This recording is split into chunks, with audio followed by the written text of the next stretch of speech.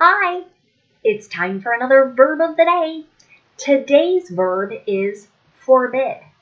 Let's take a look at some of the definitions for this verb. The first way we use the verb forbid is to mean to refuse to allow something. So this something could be an action or it could be an item. For example, in some classes, teachers forbid cell phones to be out or on one's desk. A second way we use the verb forbid is to refuse someone or something entry to a place or to an area. And a third way we use the verb forbid is to mean to make something impossible or prevent something. I'll use this meaning in one of my sentences a little bit later. Forbid is an irregular verb. To make the progressive tense, I need to double the ending consonant, so add another D, and then add ing to make forbidding. The past tense form of this verb is spelled F-O-R-B-A-D-E, and it's pronounced forbade. The participle form is forbidden. Let's take a look now at a phrasal verb that uses forbid.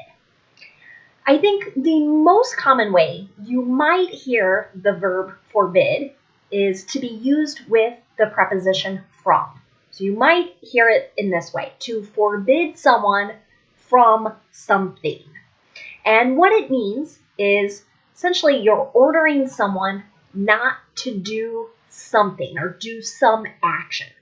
So generally, what you're going to see after that from is the gerund form or an ing form. Looks like a verb, functions like a noun in a sentence. And I'm going to show you lots of examples of this. Again, I feel like it's a pretty common way to hear this verb used. Here's an example sentence. She forbade her children from playing in the street. So the word playing there, that's the gerund. And that's what I mean by an ing form. Looks like a verb, but it acts like a noun in this sentence. Let's continue practicing using forbid in some different verb tenses.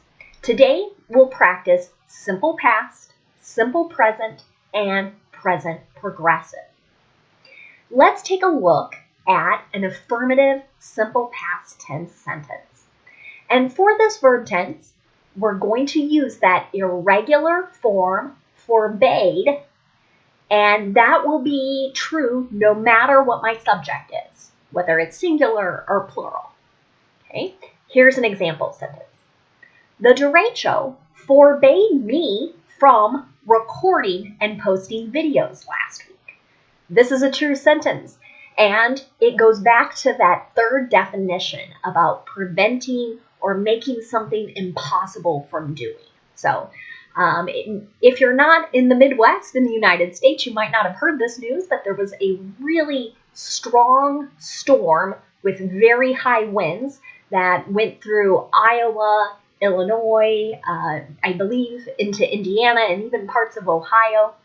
And I didn't have power for over a week. So pardon me for the delay in the videos.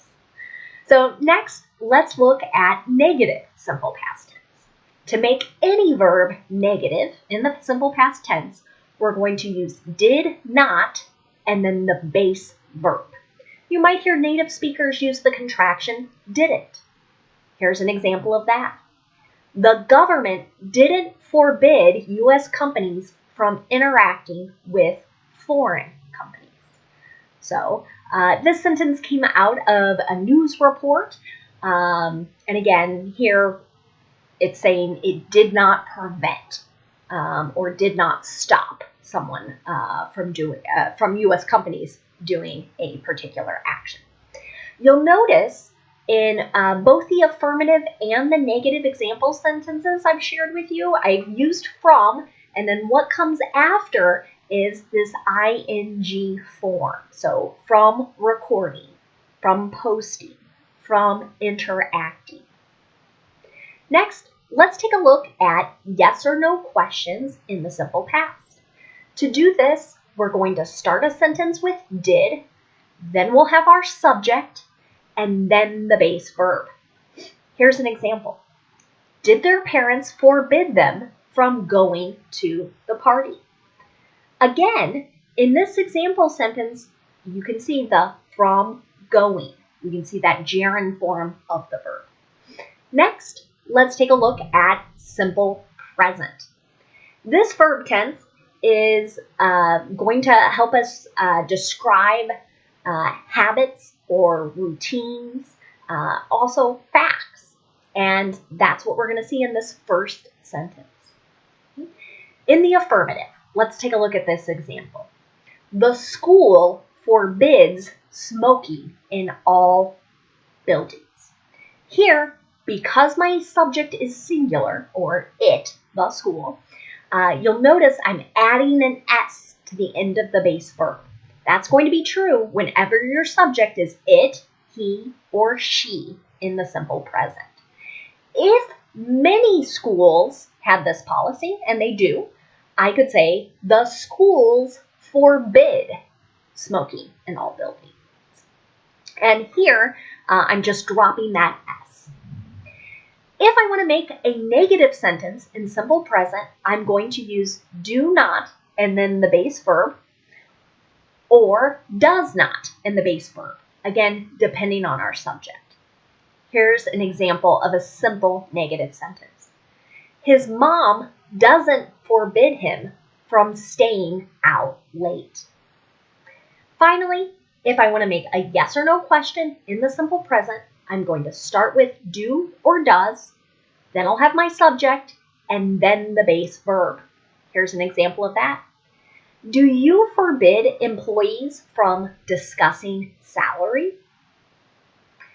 Next, let's take a look at present progressive. We use this verb tense to talk about things that are happening now or actions that are in progress. To make this verb tense, we're going to use a present form of be, that's am, is, or are, and then the ing form of the verb. Don't forget to double the D in forbid, and that's because our verb is ending in a consonant vowel consonant. Let's take a look at an affirmative example. A sheriff in Florida is forbidding his deputies from wearing face masks while at the office. Again, this is another true sentence pulled from the news. So again, we can see this action that's happening now or in progress, and we see from wearing, from the gerund. If I want to make a negative sentence in present progressive, again, I'm going to use a present form of be, then not, and then the ing form of the verb. Here's an example. Some nursing homes aren't forbidding visitors now. Here in the United States, for many months, many nursing homes did not permit people to come in to the nursing home because of COVID-19 fears. This connects back to that second meaning of the definition of not allowing someone into a particular place or area. Finally, let's take a look at a yes or no question in the present progressive. To do this, we'll start with our form of be that matches the subject, that comes next, and then the ing form of the verb. Here we go. Is the college forbidding students from holding parties during the fall semester?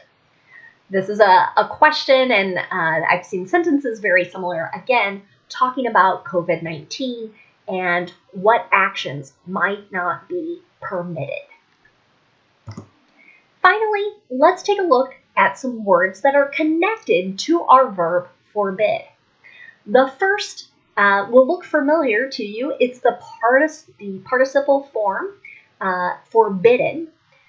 In addition to being the participle form, it can also be an adjective, and it means not permitted or not allowed. Here's an example in a sentence.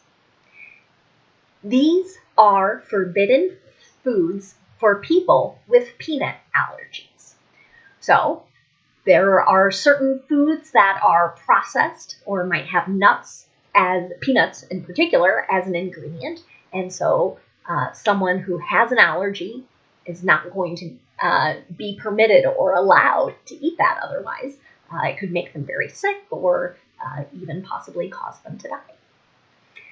The next word is also an adjective, forbidding, and it means such as to make an approach or passage difficult, or we might be describing something as being threatening in appearance. So here's an example of that. The forbidding walls and fences would make their journey difficult. This type of sentence might be something you read in a story in literature, again, trying to make the reader understand that these walls and fences might, again, kind of connect to that, make their passage difficult. But they could also just look very threatening in appearance. Thanks so much for watching today's video. I hope you have a great day.